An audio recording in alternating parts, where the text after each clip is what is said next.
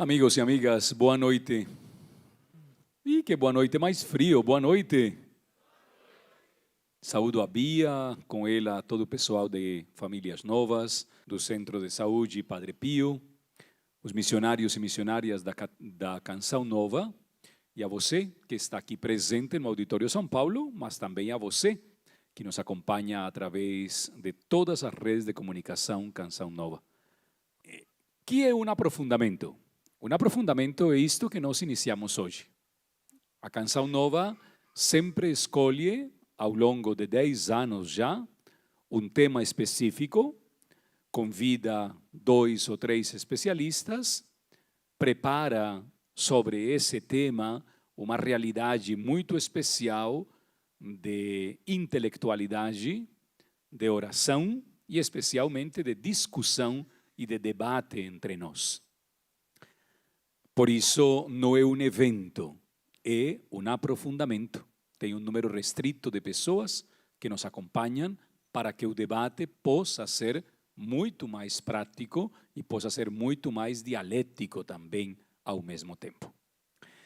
Este ano, o tema é um tema muito delicado para tratar, mas ao mesmo tempo para poder suscitar em nós diversas respostas. Nos acompanhará a doutora Nancy, que também irá tratar sobre esta realidade. E por isso, na abertura, quisemos falar de 2 situações, como está nos seus programas, muito bem estabelecidas as duas.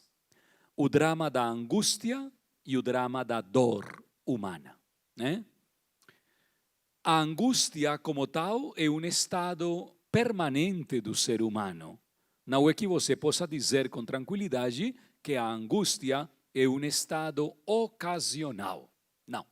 Então, nós vamos tentar mostrar e delinear, à luz da antropologia cristã, qual é o significado da angústia interior. Todos nós sempre temos um projeto na nossa vida.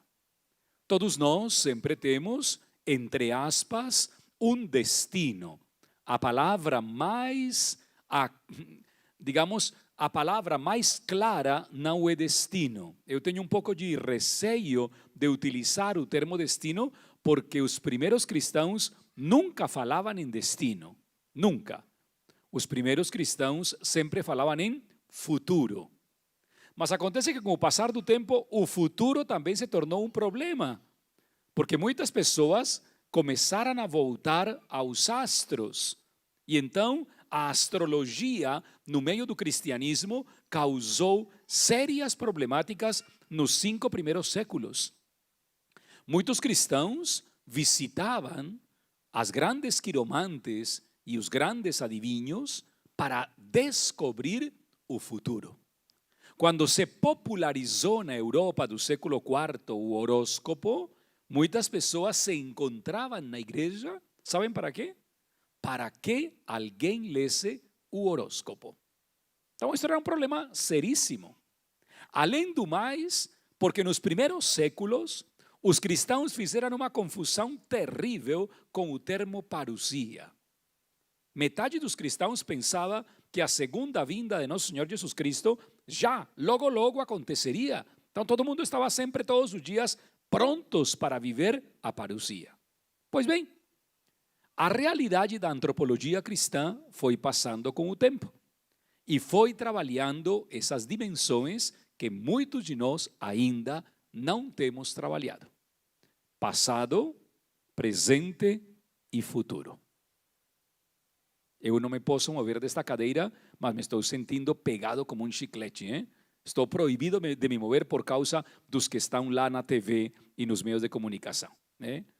Mas pensar o presente, o passado e o futuro numa dimensão antropológica quer dizer, à luz de uma ciência que estuda o dia a dia do ser humano, é um trabalho belíssimo. Por quê? O Deus do tempo para os gregos se chamava o Deus Cronos. Cronos determinava todas as coisas e determinava o dia, a manhã, a tarde e a noite. Mas acontece que Cronos estava muito perto de Caos. Caos era um semideus feio, horrível. E por isso, todos os textos do Gênesis vão citar abertamente que Deus vai dissipar o caos para trazer a ordem. Como se diz ordem em grego? Cosmos. As coisas que são cosmológicas, inseridas no tempo cronológico, vão sendo ordenadas. E o ser humano começou a perceber que ele não tinha domínio sobre o cosmos. Tem muitas pessoas que pensam que, pelo fato de terem muito dinheiro, conseguem dominar o tempo negativo. Se existe uma coisa que até hoje a filosofia não consegue definir, é a palavra tempo. Santo Agostinho dizia: não me perguntem pelo tempo, porque se vocês me perguntam pelo tempo, eu não vou saber responder. Quando não me perguntam, eu sei. E aí é onde nasce o problema da angústia. De fato, há toda uma corrente antropológica e filosófica que trabalha a angústia, porque ninguém de nós tem domínio sobre o tempo. Tem gente que saiu do sul para vir aqui e está parada na estrada, não conseguiu chegar.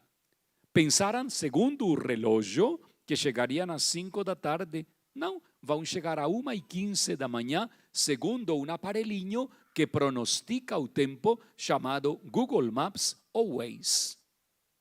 Mas também erra o bendito aparelhinho, hein? Às vezes manda você por uma rua que você não deveria entrar ou por uma estrada que não deveria entrar e então você se perde. E isso vai criando em nós uma angústia frequente. Eu gostaria perfeitamente saber o que vocês estão pensando, mas não consigo. E isso pode gerar em mim angústia. Muitos de vocês estão preocupados, estão ansiosos por alguma realidade interna da sua vida, por algo que ainda não aconteceu ou por algo que ainda nunca irá acontecer.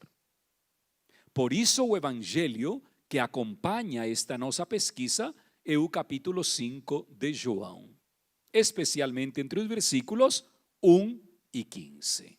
Até chegarmos ao 7º, que é motivo do nosso trabalho. Senhor, não tenho ninguém. Há uma angústia positiva. Essa angústia positiva, nós vamos trabalhá-la e Nancy vai trabalhar muito mais essa dimensão. Há uma angústia que gera em nós expectativas muito boas, né? Tem gente aqui carregada, dizia agora Márcio, carregada de alegria, de esperança, de sonhos. Um pai tem angústia de se de repente vai poder pagar os estudos do seu filho, mas isso é uma angústia normal. Alguém que de repente está namorando pode criar uma angústia dizendo: será que a gente vai casar ou não vai casar? Os seminaristas que estão aqui esta noite presentes, também, será que eu vou ser ordenado padre? Essas são angústias normais. Quando a angústia sai do limite? Pense isso neste instante. Quando uma angústia deixa de tornar-se uma expectativa positiva? Quando é que você entra em angústia, roe as unhas, perde o cabelo, tem diarreia, sai escoriose, fica com dores no corpo e começa a somatizar essa angústia? Quando você não a comunica. É a primeira gravidade do isolamento, o silêncio impostado, o silêncio agressivo, o silêncio que não me deixa ver com clareza a necessidade de partilhar essa minha angústia, porque as expectativas, quando são positivas, eu as partilho com as pessoas que eu amo. Por exemplo, estou hospedado na casa do Marquinhos e da Bia e eu disse hoje que fomos correr 10 quilômetros com Marquinhos. Olá, Marquinhos, eu gostaria um dia ter uma casa de madeira com 2 palmeiras na frente, como tem vocês aqui. É uma expectativa boa. E a gente gostaria de partilhar isso. Imagina eu com 80 anos numa casa com 2 palmeiras. Que delícia, hein? Um sonho. A gente partilha isso.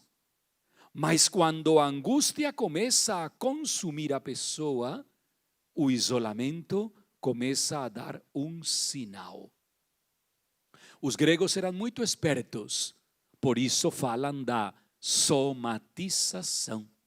Porque somatizamos imediatamente a atitude interior que não queremos partilhar. Esse é o primeiro passo. Segundo passo, vou convidar um dos maiores especialistas no tema da angústia, que é o grande antidiscípulo de Freud, chamado Sándor Ferenczi. Uma figura maravilhosa. O pai da psicoanálise do sensível. Um homem com uma vasta e esplendorosa forma de entender a grandeza da humanidade. Ferenczi diz que esse silêncio que a gente começa a criar também vai estabelecendo cada vez maiores barreiras. A primeira que aparece na angústia silenciosa é o medo. Então nós criamos fantasmas. De repente, nós estamos angustiados porque um dos nossos filhos começou a consumir droga. Isso aconteceu na minha casa, por exemplo, quando um dos meus irmãos começou a consumir maconha. Já vocês descobriram pelo meu sotaque que eu sou pernambucano, hein? Já perceberam rapidamente. Sim ou não? Sim ou não? Estou mentindo? Me estão chamando de mentiroso? Ah, ofensa terrível, hein? Eu nasci na Colômbia, mas já vim muito tempo para o Brasil. E vocês sabem que a melhor coca e a melhor maconha a produzimos nós, não? Então, imagina você que beleza, hein? Coisa boa. Pois bem, quando minha mãe e meu pai detectaram que meu irmão estava consumindo droga, se angustiaram ao ponto de isolar-se, pensando que eram a única família sobre a face da terra onde tinha entrado numa casa a maconha. Quando a bomba explodiu, já era muito tarde. O medo e a angústia nos tinha a todos engolido. Porque você pode fazer de um ratinho pequenininho um dragão inexistente. Eu trabalho com casais ciumentos. Sabem o que é o ciúme? Sabem ou não sabem? É a pior de todas as doenças, viu? É o maior de todos os desequilíbrios. Mas com esses casais que eu amo, que não conseguem trabalhar a dor dos ciúmes, o primeiro problema de isolamento é que ele começa a pensar que ela tem outro, ou que ele tem outra, porque eu vi que ele sorriu de uma forma diferente para aquela mulher. Mas você nem pensou qual foi o tipo de sorriso. Aliás, você nem viu que a outra mulher era banguela e que seu marido estava rindo era do dente que não tinha na boca. E você criou um fantasma terrível. Essa ansiedade, particularmente conduzida pelo medo, vai criando um bloqueio profundo na pessoa. Não há comunicação, há um silêncio muito forte e a pessoa começa a reagir de uma maneira cada vez mais agressiva. Tem casais que sofrem do isolamento afetivo no primeiro momento e no único momento das suas vidas.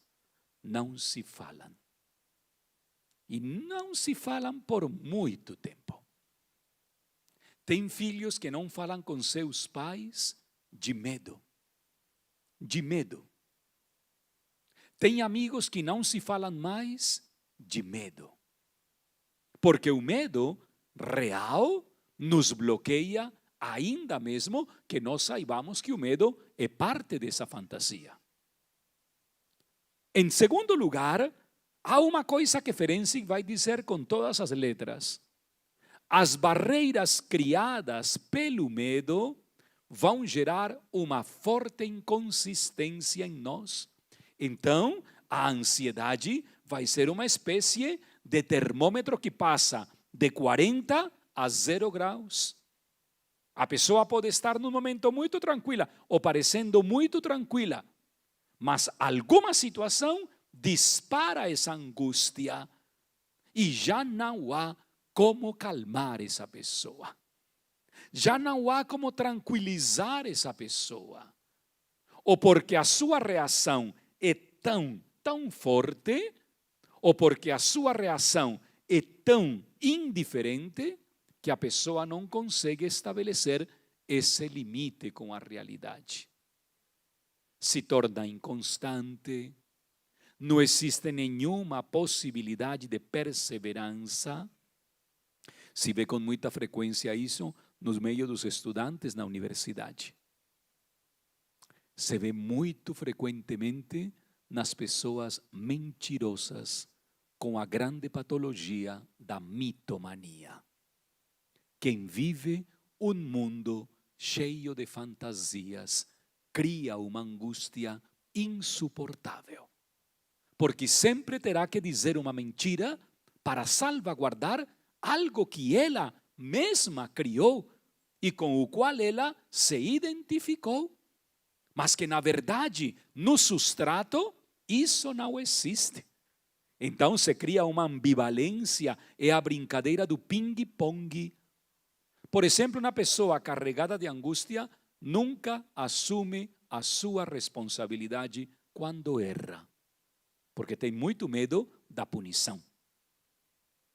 Fuge de qualquer tipo de chamada de atenção.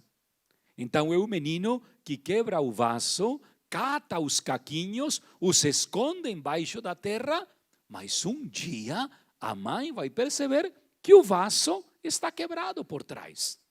E vai perguntar, e a criança fica vermelha, o adulto não mais quase. A mãe descobre que o filho diz: tu rompeste o vaso? Não, mãe, juro por Deus que não fui eu. É a pessoa que é incapaz de se adiantar aos fatos para dizer: eu sou o responsável. Eu sou. Não tem nada mais. As multas que recebemos de trânsito, quando chega lá em casa, não tenho por que me angustiar, porque eu sei que dizia velocidade máxima permitida 110. Eu fiz o percurso em 140. Não me posso autoenganar porque vou criar uma angústia maior. Quem riscou o carro de casa? Criando uma bomba atômica. Não custa nada dizer: fui eu. Fui eu. O outro dia chegou na catedral onde eu moro uma peça lindíssima de Nossa Senhora do Rocio. Gente, eu fiz assim, ó. Fiz assim. Verdade. Sabem o que aconteceu? A imagem caiu. Eu segurei, mas ela caiu. Então chamei a minha secretária e falei: escuta, quem trouxe essa imagem que caiu? Falei: era para que o Senhor fizesse as procissões pelas ruas, porque é uma imagem trazida de não sei onde. Bom, agora não tem mais imagem. Ficou sem imagem. Por mais super bonder que colocaram, o nariz ficou feio, os olhos ficaram feios.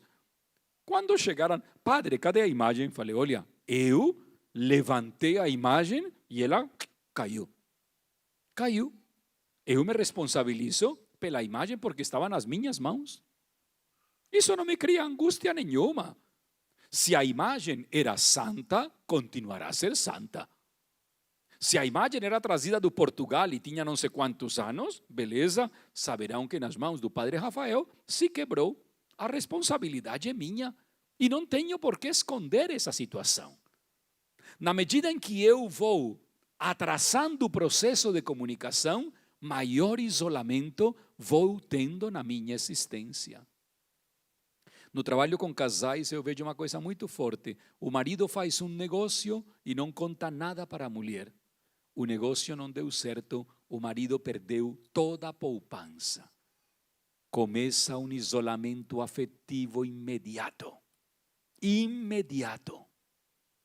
O padre que faz uma sujeira na sua vida, na diocese, o primeiro que faz é isolar-se do clero e do bispo. É impressionante, porque o bloqueio o criamos nós mesmos, tornando-nos cada vez mais pessoas inconsistentes. E o terceiro sinal, segundo Sándor Ferenczi, é imediatamente a linguagem que começamos a utilizar por causa da angústia. A angústia não cria meramente nervosismo de ficarmos um pouco alterados. É uma linguagem que parte sempre do negativo. Isto não vai acontecer, isto nunca mais vai sair bem. O vejo nos adolescentes que não passam no vestibular, por exemplo. Eu vou largar de tentar este curso porque não dá, não deu e não dará. Pronto. Quando termina uma relação com alguém, por exemplo, eu estou trabalhando muito isso hoje na universidade. Você vê muitas pessoas que desmancham casamentos, amizades, tudo, e a pessoa muitas vezes, nossa, acabou tudo em volta de mim. Não, é uma linguagem muito difícil de compreender. Nunca, jamais e sempre são termos muito delicados na nossa personalidade e na nossa vida. Eu nunca vou ter sono. Como que não? Eu jamais tive vergonha. Como que não? Eu sempre estive muito bem. Como que é isso? São três termos muito, muito distantes um do outro. A terminologia da angústia vai criando em nós sempre impactos muito fortes, porque num sentido ou outro vão nos acuando. Então, digamos mais uma vez, esse estado perene de angústia deve passar de uma angústia negativa a uma realidade muito mais agradável e positiva, que é a geração das boas expectativas. Expectantes espes. Espero com esperança. Na angústia não há esperança nenhuma. Este é um dado belíssimo, belíssimo, que nos dá a ciência à luz de uma experiência antropológica belíssima. A virtude teologal da esperança sempre vem em nosso socorro. Então, não esperamos contra esperanças fajutas. Não. Esperamos contra toda esperança.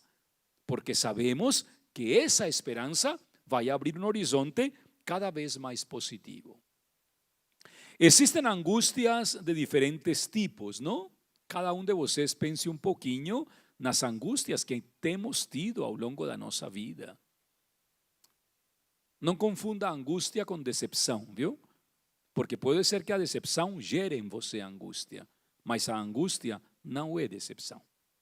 Pense nas angústias que está tendo hoje, nas angústias que ele está gerando este momento. Eu, por exemplo, estou muito angustiado com o coronavírus. Angustiadíssimo. Não é uma brincadeira, nem é uma paranoia. É uma gravidade mundial. Agora considerada uma pandemia. Isso me angustia. Isso me deixa muito preocupado. Não estou fazendo um Golias, mas também não temos todas as ferramentas para poder atingir um vírus desta magnitude. Estou muito angustiado com tantas pessoas desempregadas. Me dói o coração. Tem muita gente que tinha sua casa, que tinha seu carro, que tinha sua chácara, e a situação econômica mundial o deixou morando numa garagem. Isso me produz angústia. Como faz um pai de família para manter 2 ou 3 filhos, ou uma mãe de família que faz 5 anos depende única e exclusivamente de uma pequena poupança que tinha e agora não tem trabalho. Isso cria angústia. Então, há angústias que são reais, outras angústias que são completamente inventadas e ideadas por nós mesmos. No isolamento afetivo, a maior angústia está pautada por uma realidade perigosíssima: o silêncio excessivo. Não esqueça isso.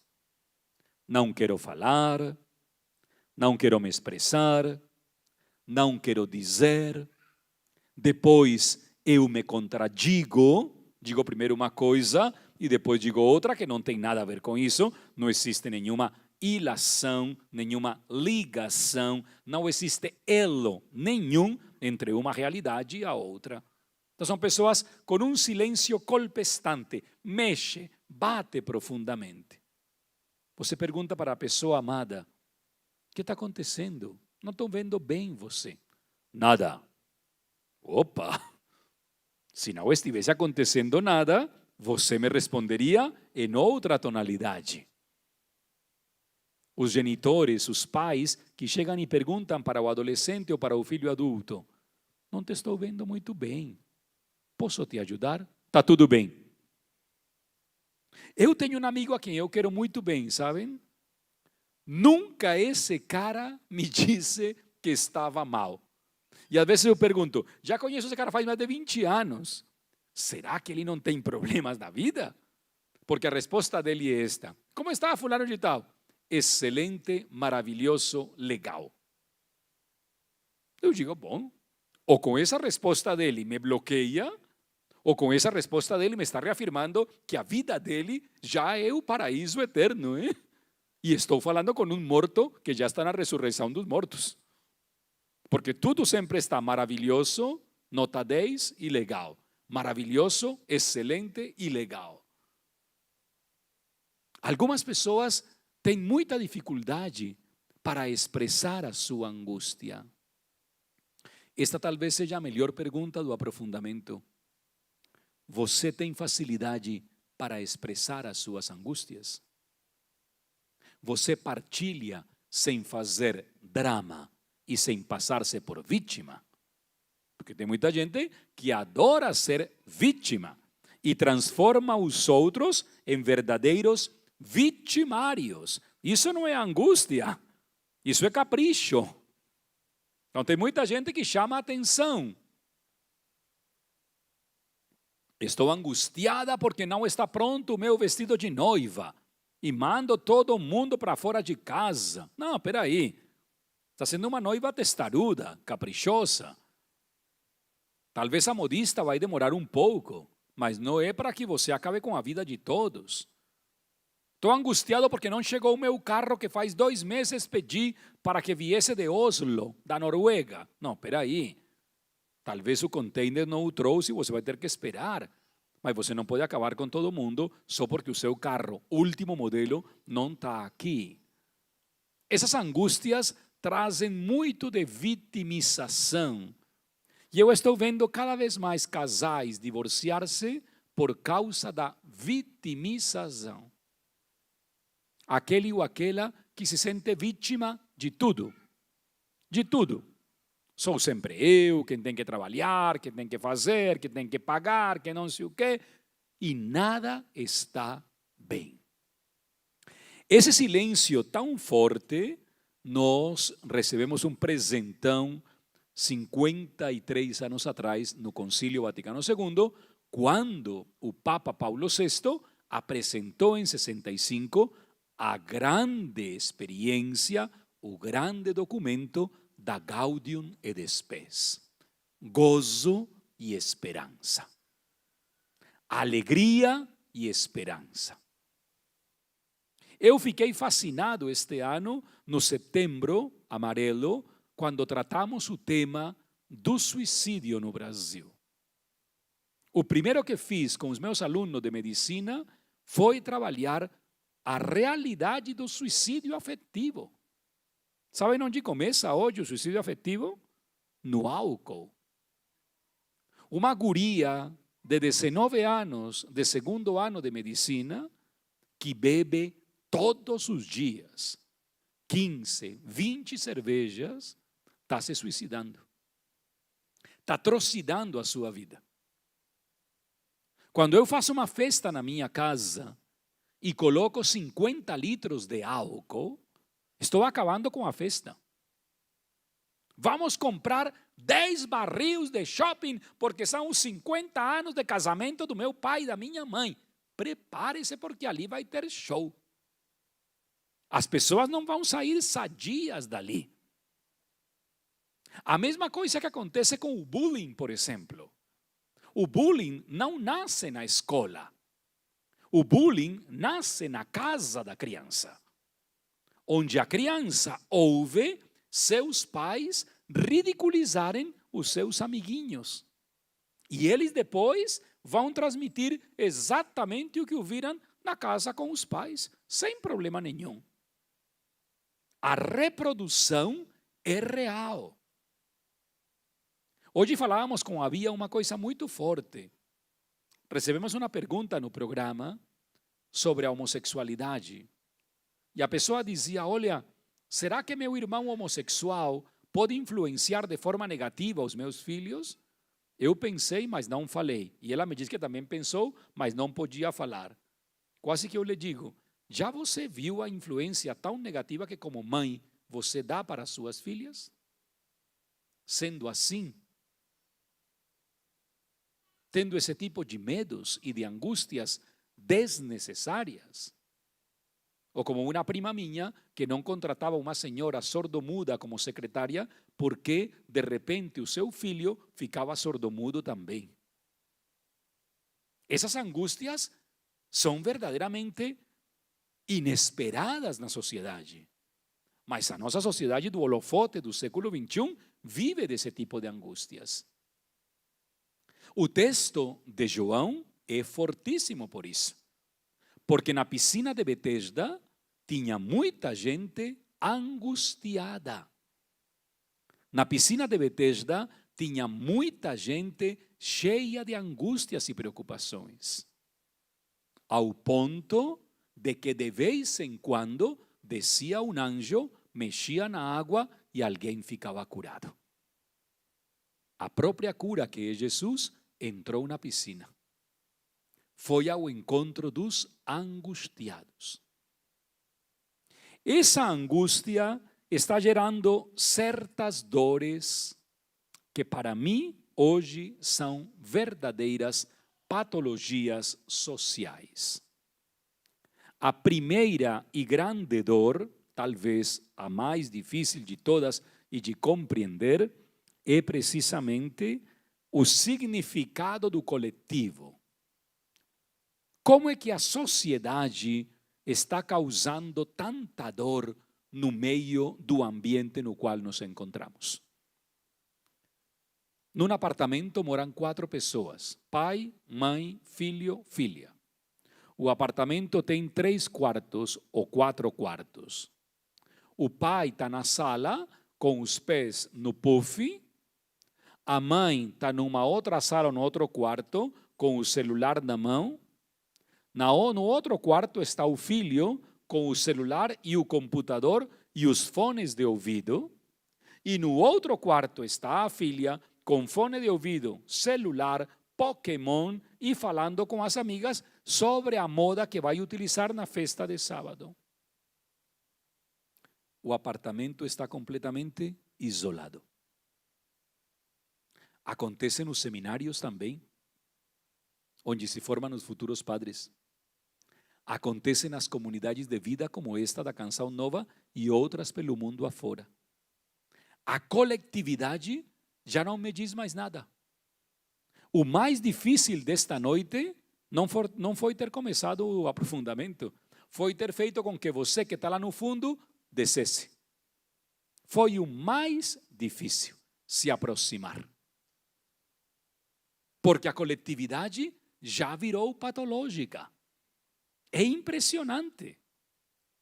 Um engarrafamento na Dutra, tem gente que tem vontade de pegar um motor de avião no carro e sair voando por cima de todos.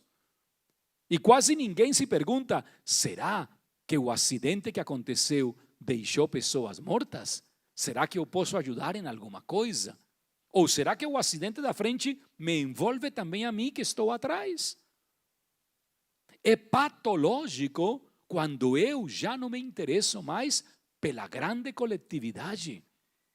Os outros não me importam mais, simplesmente me incomodam, que é gravíssimo, ou aquilo que é pior, os coloco na geladeira. O Senhor esteja convosco.